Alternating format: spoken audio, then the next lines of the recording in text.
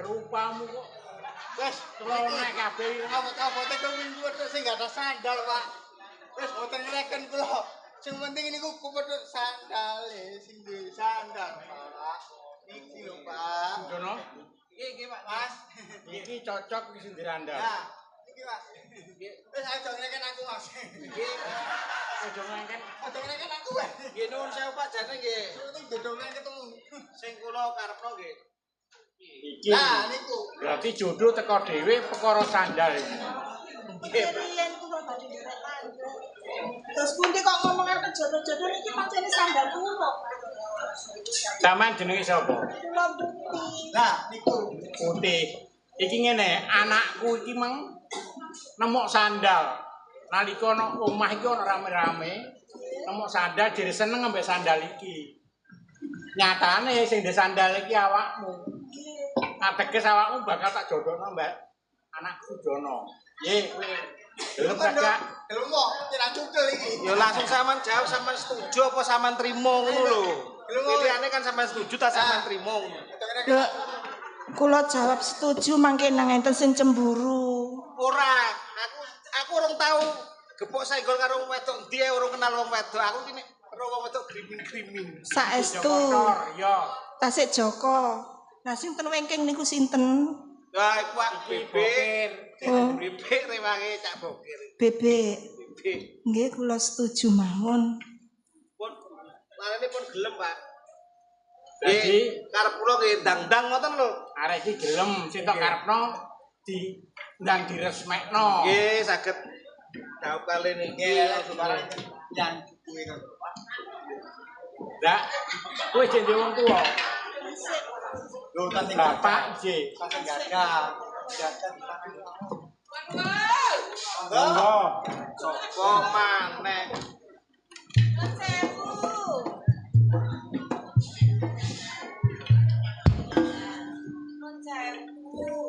Napa? Monggo. Iki lho yoga kula niku sandale ical. Sandale ical. Nggih. Nah niku sandale niku sing nemokno Bokir. Kir, sandale iki kan. Mboten digondol kucing asandale niku wae.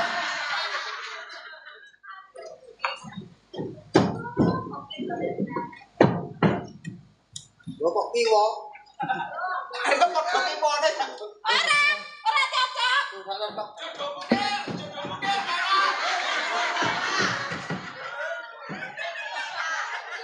Nek Cocok wis. Berarti Cocok jodohmu wis ke. itu. Pera jodohmu kakek. Nah, masuk. Mas yo. Mas yo. Masuk. Berarti merah jodone Bokir. Boten jodone. Lah sandale ku Gak apa-apa ditateni nduk gak apa-apa. Klaten ana ndongko lak dikrikiti. Nah. Kok nek ngoten.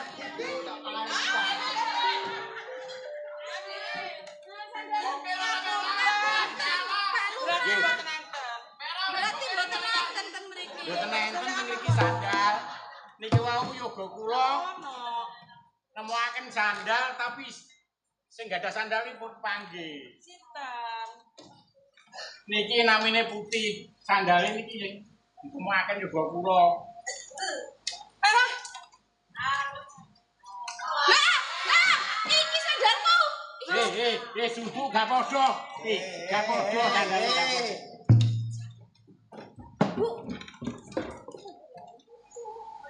Yun. Monggo. Loh, kenapa dong ini kalau dadi siji? Iki lho, Pak. Ndoleki sandale anak sampean iki lho, iki lho, Pak. Lah ya lagi kok sampe nek pendopo ya, Dok? Kobong. Oh, mari ono acara nggone pendopo. Nggih. Nggih, Pak. Pripun Pak Lurah? Wonten acara kobong-kobong terus dayo niki mlajeng. Nggih. Nah, kobong kabeh. Namine Putih iki sandale kantun mriki. Sandale si putih. Nggih. Dan kan aku niki. Nggih, Dok. Iki bapakmu. Pripun niku? Nah, yoga kula niki urun kawin. Nggih.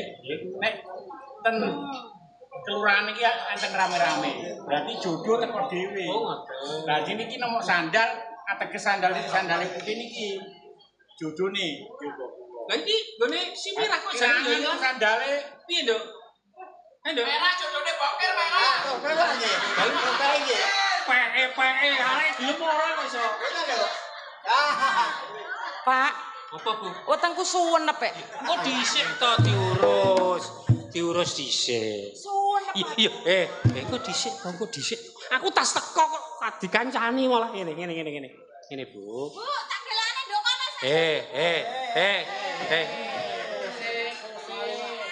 Diurus. Ayo. Sik. Kir. Cegaten bojoku ambek aku. Cipok, Pak. Aja ta. Untumu kari ya dadi molo iku tambahan iso. Piye, Bu? Piye? Ngerti apa? Piye ngono kok? Kena cipok iku ati. Lah ya cipok kaya ngene, Bu. Bu, Pak. saiki tak genahno. Nggih. Aku mang nang omah. Teko embong si sapa iku pembantune awak dhewe. Si Subur iku bengok-bengok. Lho, nyatane Subur wis suwe gak ndok omah kono. Mergo iguh pratikelmu, mergo polahmu jare mbok tundung. Awakmu gak iso nundung liwat anakmu wedok putih. Bener ta? Engko dhisik ta, engko dhisik. Diurus dhisik. Ayo. Ngaku apa ora? Nek anakmu wedok ya mbok sia-sia. Heh. Saksine akeh iki nggih. Wis, sela apa awakmu? Sela apa? Sepurane sing akeh ya, Mas. Apa? Kilap. Hilap iki percaya awakmu? Ngakoni ge. Ayo kene nek bae gak ngakoni. Iki lho. Ngakoni, Bu. Ono Bu nang ayo kabur. Gorong kabar kabur ae iki lho. Hai. Wis, gak usah melok ngomong. Tak selesai nih. Nggih, jenengan seleksi iki ya, Mbak. Kula pun cerita kalian jenengan pun. Anak iki gak iso ditinggalno, Bu. Lah nek kon paribasane gak dadi wong liya. Iso ditukokno surat. Biyen wis tak janji. Aja kok nelongso perkara sampean gak duwe. Gak duwe iso digoleki, tapi atimu sing bersih, Bu. Lah nek kaya ngono, bedak-bedakno sak tinggale tak tinggal. Lah munggo tak tinggal mati ya apa anakku? Sepurane, Pak, sing akeh ya, Pak ya, sepurane. Jaluk sepura. Gampang nek perkara sepura. Engko anakmu wedok tak rundinge. Nduk, merah rene. Kon iso dididik apa gak? Bapak. Bener? Nggih, Bapak. Ayo jaluk sepura mbek Bayung. Jaluk sepura mbek Bayungmu. Mbak Putih minta maaf. Nek merah iki kilap. Pun Salaman.